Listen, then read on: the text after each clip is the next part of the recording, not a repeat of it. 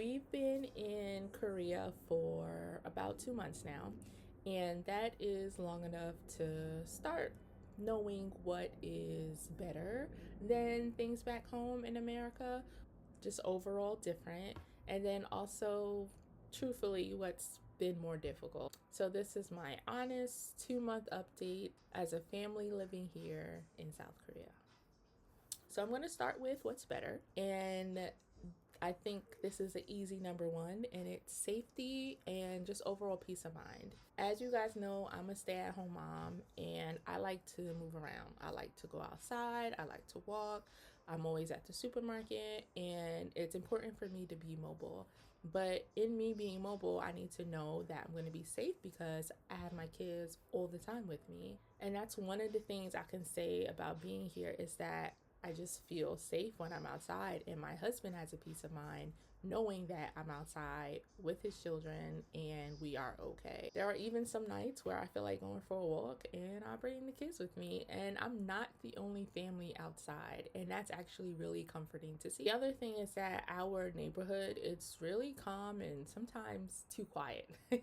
Sometimes I think we're like the loudest ones in our apartment building. We're working on that, but yeah. In fact, there was an incident a few weeks ago, and we had to call the fire department.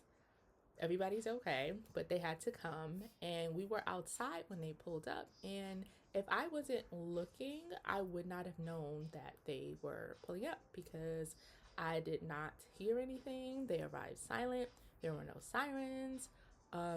We did see some flashing lights, but that was because they were coming closer. But other than that, I would not have known. Number two for me is family time. We have a lot more family time here in South Korea than we did in the States. In the States, my husband was working 7 days a week. He had two jobs, and because of that, whenever he was home, it was literally for him to sleep, eat, and then get ready to go do it all over again. Here, he only works one job.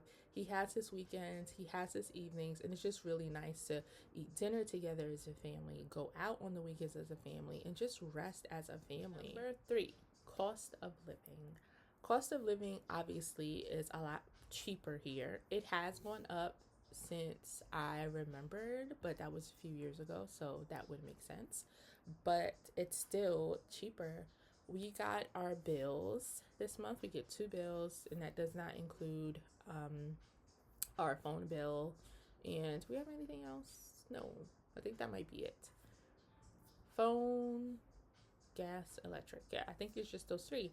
And so this month was like the first month where it's a full month of us paying the utilities of what we just used.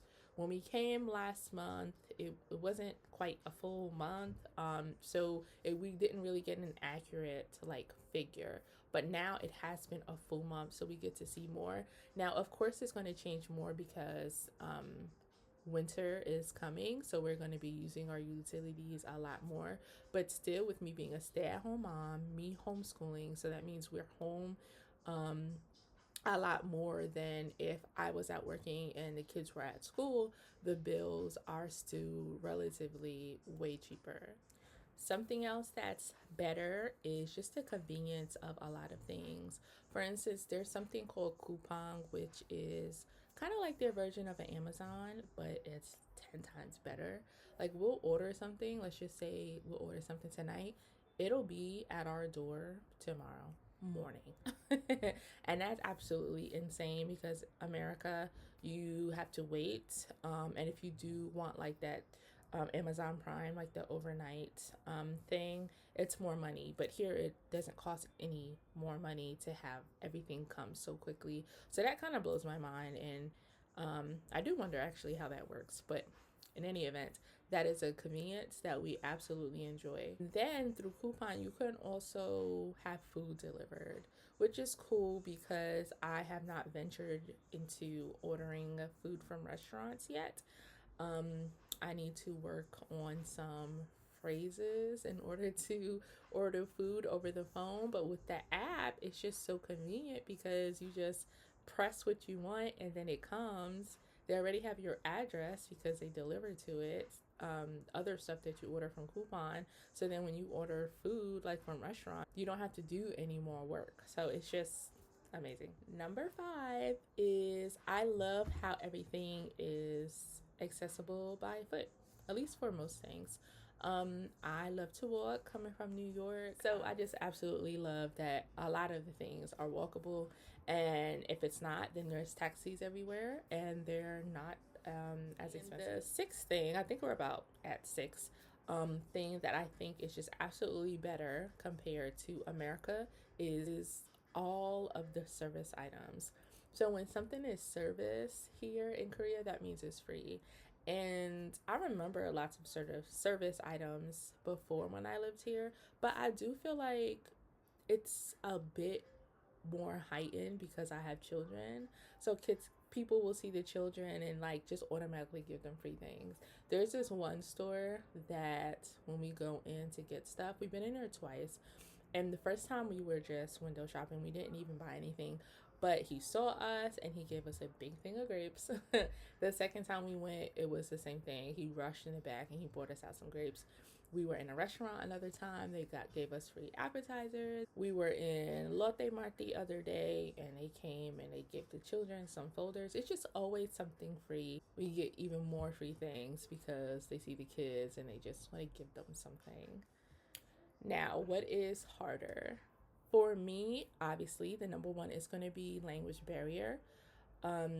Though this time around, I'm going to make an effort to learn. Well, that's not to say that I don't feel like I'm managing poorly because of the language barrier, but I do want to be able just to carry out tasks more efficiently. And I know that I can do that if there was a gap bridged by me knowing the language. So that's going to be my task for our time here. Example of that is I tried to get access to the gym here in our apartment complex. I was in it once before, but when I tried to go back, the door was locked and it was weird because it was obviously open. So I'm like, okay, maybe there's a key or something. So I go to the main office and I'm trying to communicate to her that I want to have access to the gym. The security guard had told me that I needed to go there and give them my information, apartment number, name, all of that stuff, the basic stuff, and then I'll be fine. But when I went there, she was just like, she had a hard time trying to understand what I was saying. And then even when I pulled out my cell phone and communicated to her what I was trying to do, her excuse was that it would be hard to fill out the forms needed to have access for the gym because we don't speak the same language, even though we are using technology to get our points across in this way. But whatever, I just chalked it up to really needing to learn the language. So that's just that. Okay, number 2 is the recycling system. It is a lot. In Ohio, they don't recycle. In New York, we recycled, but here it's like recycling to the next level. Like you even have to put your food in a separate like plastic bag, and then you go downstairs and then you like empty it into this other thing. And that's a bit gross to me. I'm sure it helps stuff, but I just nothing I am particularly fond of. My husband takes care of that, but still you have to like store the food. Number 3 is the grocery hauls without a car. In the States, we had a car, so it was just easier, especially with the kids. Throw the kids in the car seat, strap them in, take everything out the shopping cart, put them in the trunk, we drive off. Here, it's a lot different because there's no car, but we still have kids and all these bags. So we take taxis. To help us manage with all the bags that we would have, we bring one of our suitcases, and it's just easier to put everything in a suitcase, zip it up, and then we can roll that instead of actually having to literally carry everything. But it still gets tricky because we have the suitcase and then we have the 2 kids, and then trying to navigate that, it could sometimes just be hectic making sure that everybody is safe. But we try to make it fun by making a whole day out of it. So my husband and my son will get a haircut. We'll stop by a burger joint nearby, go to Costco, take our time shopping. Then after, we'll eat in the cafeteria there, get some pizza, bag it up, bring it back. And by the time we come back, everybody is exhausted. They just want to chill.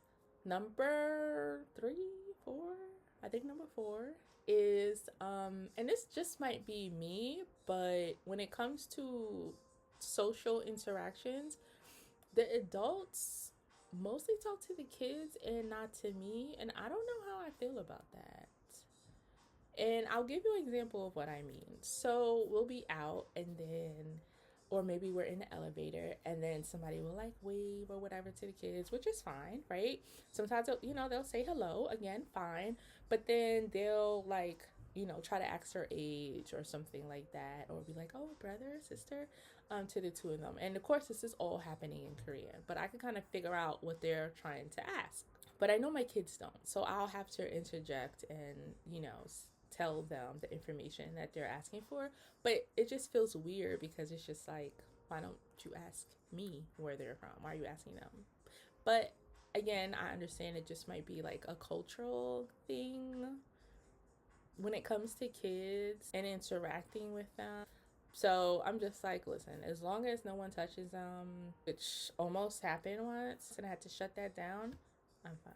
Now, when it comes to the kids socializing with other kids, we go to the park normally earlier in the day, so we don't see that much kids. But I try to go later in the day sometimes too, so that they could try to catch the kids that are coming from school who hang out at the park before they go upstairs. And sometimes at the park, the kids will speak. A lot of them have cell phones, so they'll use like their translator. But then they'll give the phone to my daughter so that she could try to write stuff back. And I'm like, guys, she's 5. Like, she don't have a cell phone. She don't know how all this works. Like, talk, like play, like throw the ball. She'll know to catch it, and vice versa. Like, play. You don't need a cell phone. It's okay. But no, they don't really be trying to do that. But it's still nice to watch them like interact. But for the most part, all the interactions have been very light at the parks when it comes to them and other children. Now, my daughter, even though I do homeschool, on Friday she goes to work with my husband, and then she gets to actually interact with other kids her age or her class. But in her class, they don't really speak to her, most likely because of the language difference. Then when she's not there, because she only goes on Friday, they're asking about her. So it's just funny, kind of slowly easing her in. This is probably like her 3rd time. Once she goes more frequently, I think a lot of that shyness and just being afraid to make like English mistakes will go away, and they'll just be kids. Socially, what's different compared to America is I would say the nightlife culture is different. I haven't been out yet. I'm waiting until December for other reasons, but my husband has. And although a lot has changed, people are still like outside. And it's not just bars, like it's clubs. I think the club culture has died down in America. In New York, I don't know what they do in New York anymore. In Ohio, I think everything is bars. So it's nice to know like there's a whole few blocks of clubs and bars that's still a thing. So I'll be excited to see what's different from when I was here 5 years ago. Other than that, it's a really big cafe culture here. And I think we might have tried a cafe maybe like twice in the States. And even then it was like a Starbucks. And coffee shops in the States, I don't feel like it's really meant for you to like really sit down, chill, and be there for a while. It's normally like a get and go. And so when we have been to a little coffee shop, we didn't really stay that long with the kids. It was just a lot, and they're a lot tighter, so you don't really have that much space. Here, the coffee culture is a lot bigger. So our things right now are cafes. And then they have kid cafes, which is just a whole thing in itself. So my daughter's always asking to go to the kid cafe. It's just a vibe here. So all in all, I would say 2 months in, we're really starting to feel settled in. There are some challenges, but there's just a lot more bonuses. One of them for me is comfort. of knowing that we're safer. I'm not going to say just completely safe because stuff happens everywhere, but we're safer than in America. And we have more family time, which is important. So I can only imagine how things will just blossom the longer we stay here.